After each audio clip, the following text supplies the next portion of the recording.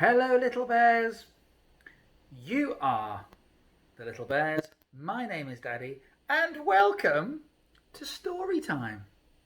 Now, obviously, we need the three rules in place. Have you got your little reading friends? I've brought three. I have got Tarquin, I have got Clyde, and of course, I have got Percy. Little Percy wouldn't miss a story. He's heard a lot of these before, mind you. So, if you need to press pause and go and get yourself a little reading friend, that'd be a good idea. Secondly, have you got yourself a nice drink? I, of course, have got myself a nice cup of tea. Still pretty hot, lovely. And then finally, are you ready for a story? Are you ready to get into a world?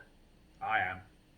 Okay, so today it's this one, and it's called The Strange Case of Dr. Jekyll and Mr. Hyde. Now, I've read this one. It's a very old one. I've read this one when I was a little bit younger, and it's really, really scary. So, if we need to press pause, have a little cuddle, we might have to do that. It's a really famous story, actually. This was first written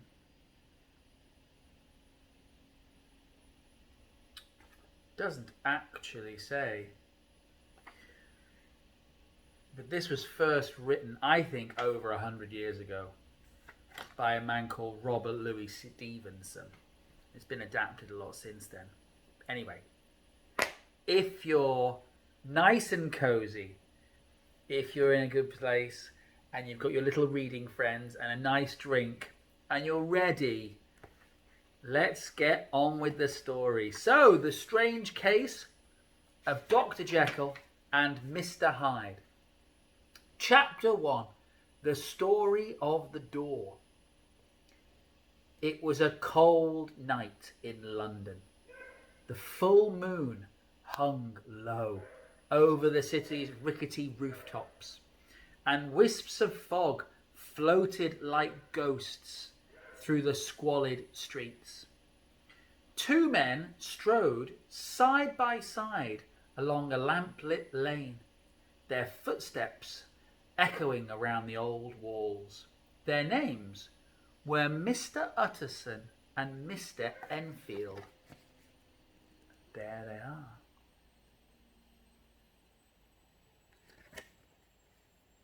They walked together every Sunday, but they rarely spoke. Until this night. "You see that door?" Enfield said, prodding his cane towards a dark doorway. "I know a strange story about that door." Utterson's bushy eyebrows rose with interest, like this. "Go on," he urged. "It was a drizzly night last month," Enfield continued. "I was just leaving a nearby pub when a man came charging over the cobbles, so fast he ran straight into a little girl coming in the opposite direction. Hope it wasn't Florence. The poor child screamed, but the figure just carried on and trampled over her. "Surely it was an accident," Utterson said. "Hardly," Enfield scoffed. "Utterson," the man laughed. "I hear it in my head even now, a terrible high-pitched cackle that sent a shiver down my spine." Pause. Can you do your best cackle, little bear? Ready?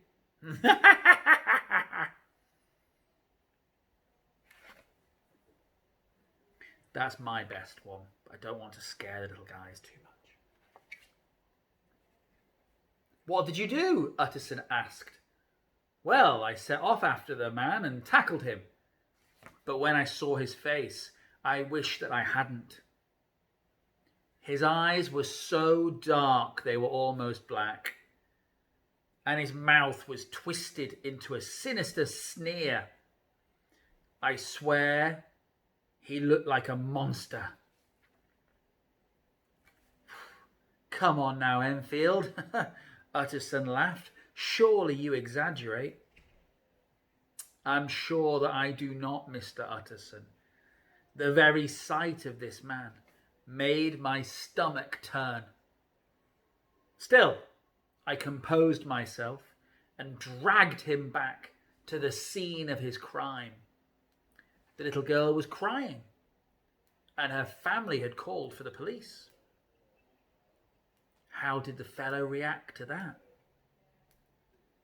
The man's face broke into a vicious smile.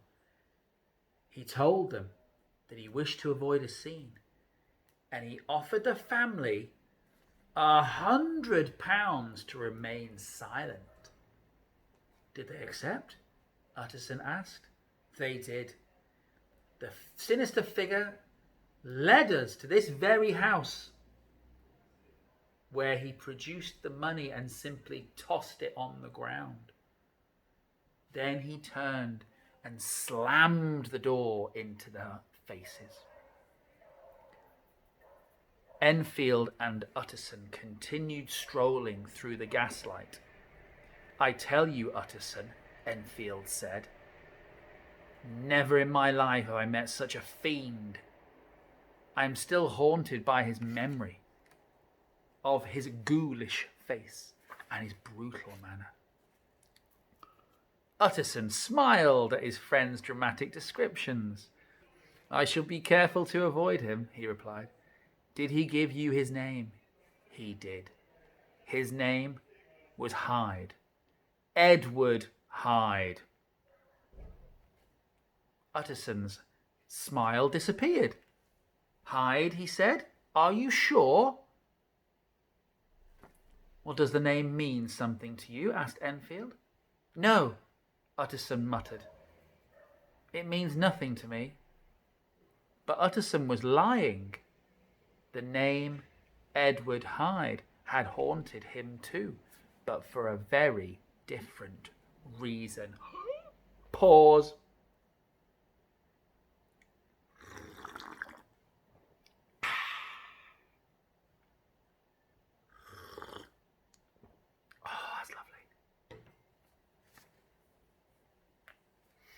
Okay, chapter 2. You see, Percy.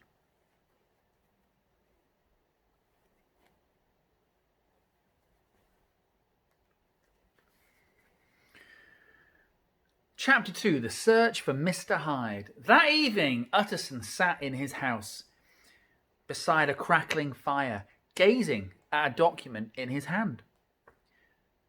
Utterson was a lawyer, and this document was the will he had written for his close friend, Dr. Henry Jekyll. Its final line had occupied his thoughts for months, but never more so than tonight. It said, in the event of my death or disappearance, all my possessions are to pass into the hands of Mr. Edward Hyde. That's why he knew the name. Utterson had known Henry for most of his life, but had never heard the name Hyde before he read it in this will. And now here Hyde was again, in Enfield's terrible tale. What hold did such a fiend have over poor old Henry? If anyone knows, Utterson thought, it will be Lanyon. An hour later, he arrived at the house of his friend, Hasty Lanyon, a red-faced doctor with slicked silver hair. They sipped glasses of wine and spoke happily of the old times. He and Lanyon were school friends, where they had both known Henry Jekyll. Did Henry ever mention a friend of his to you, Lanyon? Utterson asked. A man named Edward Hyde? Hyde? Lanyon said. No, never heard of him. Here's a picture of them.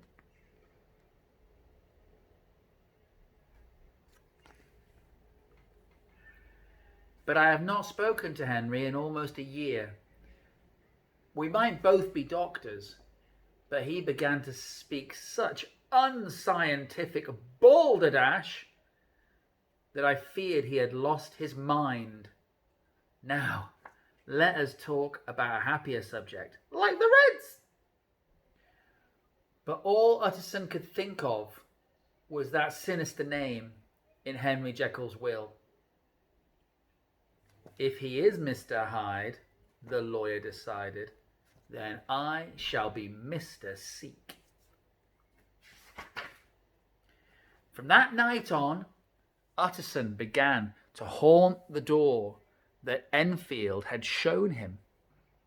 Before work in the morning and after work at night, he hid in the alley and waited for a glimpse of the mysterious fiend. At last, his patience was rewarded. Footsteps echoed along the foggy street. A hunched figure emerged from the gloom. Utterson stepped out, blocking the man's path. Mr. Hyde, I think. The man shrank back with a hissing intake of breath. Like that.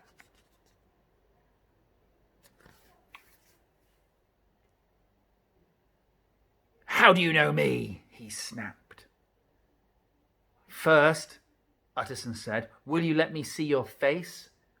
Hyde hesitated, and then he stepped closer to the street lamp.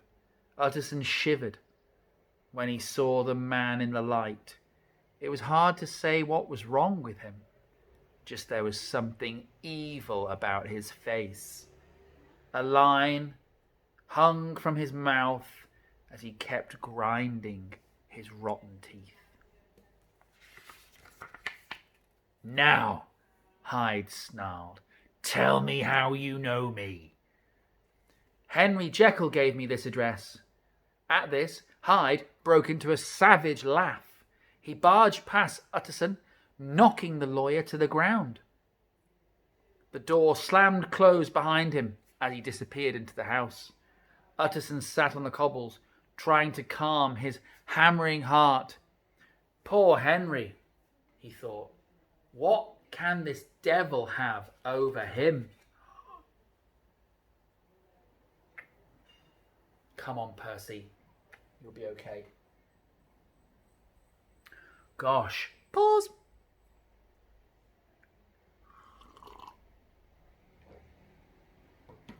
Oh, that's lovely. Chapter 3. Visiting Dr. Jekyll. Utterson barely slept that night. The leering face of Edward Hyde haunted his dreams. He saw those burning eyes and that cruel, sneering smile. The bedroom rang with the man's mocking laugh. The following morning, he took a carriage to Jekyll's house.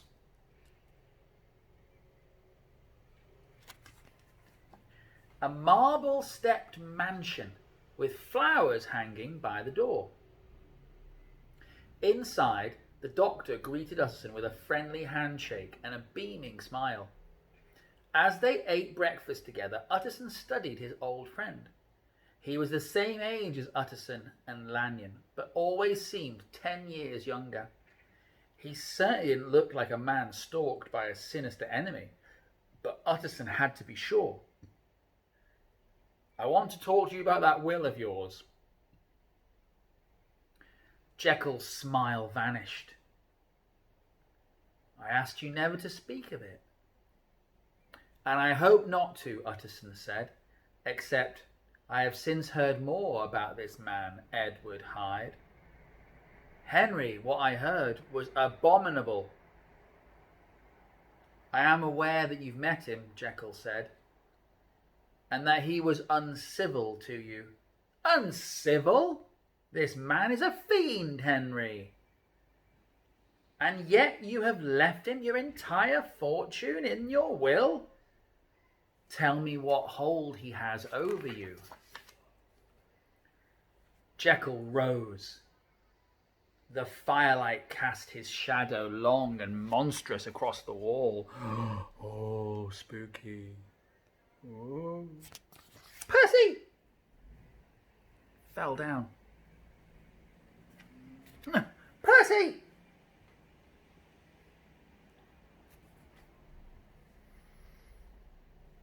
I cannot tell you, he said. All I can say is that I fear there will soon come a time when I am no longer here. In that case, promise me you will give everything that I own to Edward Hyde. Help me, Utterson, if not as my lawyer, then as my friend. How could Utterson refuse? Picking up his hat and his cane, he left the doctor alone.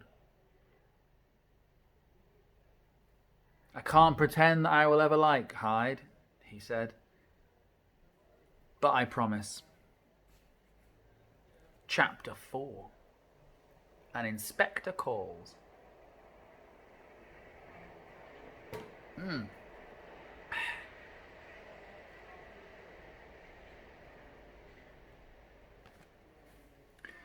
Utterson agreed to let the issue of Hyde drop. But a few months later, it thrust itself back into his life in a chilling manner. It was a blustery Wednesday night when Utterson was woken by a knock on his front door. He lit a candle and carried the flickering light to the entrance. A police inspector stood outside with a grim look on his face. Mr. Utterson, he asked, I have a dark story to tell you. The inspector was Scottish. Utterson lit a fire as the inspector sat down and began his tale. It began across London, the inspector said, as a maid servant looked out of her window before she slept. She saw an elderly gentleman who had lost his way in the night. The maid was about to offer directions when another fellow came towards him, a man she describes as short and hunched. A shiver ran down Utterson's spine. Go on, he said. Well, the inspector continued, all of a sudden, this fellow broke into a rage. He struck the old man to the ground and rained blows down upon him with his cane. At the sight of such a terrible thing, the maid fainted. And the old man? He is dead, the inspector said. It was a murder, Mr. Utterson. The inspector reached into his coat pocket. He brought out the broken end of a walking cane. Do you recognize this? He asked. Utterson did. It was a cane he had given to Henry Jekyll years ago. Inscribed on the handle was the message, to Henry from your friend Gabriel Utterson. Gosh, the end of the cane was broken off. So you see why I've come to you, the inspector said. This was the murderer's stick. Who is this man, Henry? It is Henry Jekyll, said Utterson. Well, then he is the killer. No, Utterson insisted. Jekyll is a tall man. The maid described someone short, Inspector, I think I know the real name of the murderer. It is Edward Hyde, and I will gladly take you to his house." The hunt was on. The inspector marched behind Utterson as the first glimmers of daylight lit the empty streets. Soon they arrived in that dismal district and at that decrepit door. Hyde's door. The inspector pounded on it with his fist. "Edward Hyde! I demand to speak to you." No reply. The door creaked open. On its rusty hinges, Utterson stepped back, happy to let the inspector go first.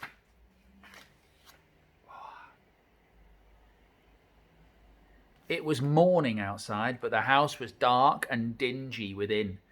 Drawers hung open, and clothes lay strewn across the floor. Here's a picture.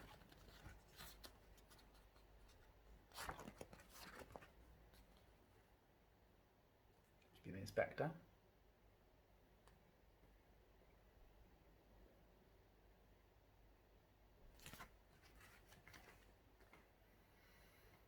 Among them, Utterson spotted shirts and jackets belonging to Henry Jekyll. "So, Hyde is a thief as well as a murderer," he whispered. The inspector gestured for him to be quiet, and they crept deeper into the house. A fire crackled in the drawing room, but there was no one home. "Looks like we might have missed our man," Utterson said. The inspector picked something up off the floor. It was the other half of Hyde's broken walking stick. He raised the evidence triumphantly. "The murder weapon," he declared. "We have Mr. Hyde now." What page are we on? 28.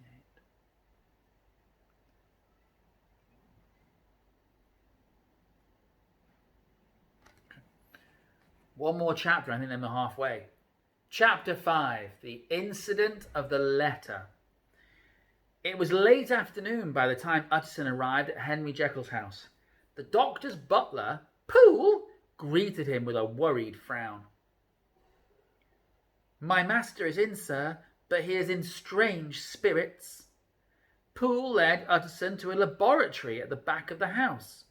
Light fell dimly through a crack in the curtains, illuminating a clutter of test tubes, strange potions in jars, and powders corked in bottles. Henry Jekyll sat slumped in an armchair. His eyes were red and his skin had turned a deathly pale. There it is.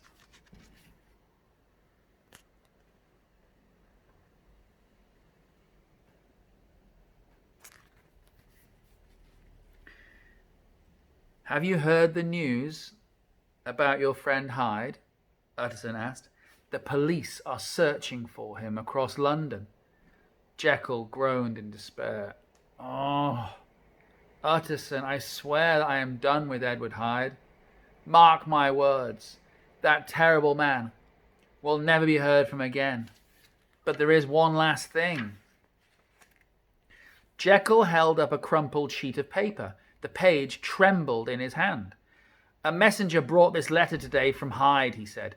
"It says that he has had to run away and will never return. Do with it what you want, old friend." "And what about your will, Henry? Should I remove Hyde's name from that document?" Jekyll stared up at the dusky light leaking between the curtains. Utterson saw a look of desperate sadness in his friend's eyes. "No," Jekyll said finally. "Leave the will as it is, just in case." With that, the doctor sank into his chair, covering his face with his hands. As he left the house, Utterson turned to the butler. "Poole?" he asked. There was a letter delivered today. Did you see what the messenger looked like? Poole looked puzzled. We have received no letters today, sir, he said. A dark thought entered Utterson's mind. He took Hyde's letter from his pocket and folded the bottom to conceal the sender's name. Tell me, Poole, do you recognize this handwriting? Poole studied the page closely and then nodded. It looks different, sir, but I swear this letter was written by Dr. Jekyll. Utterson stumbled into the dusky streets, his mind reeling. Could it be possible? Could Henry Jekyll be covering for a murderer? We're halfway. Pause.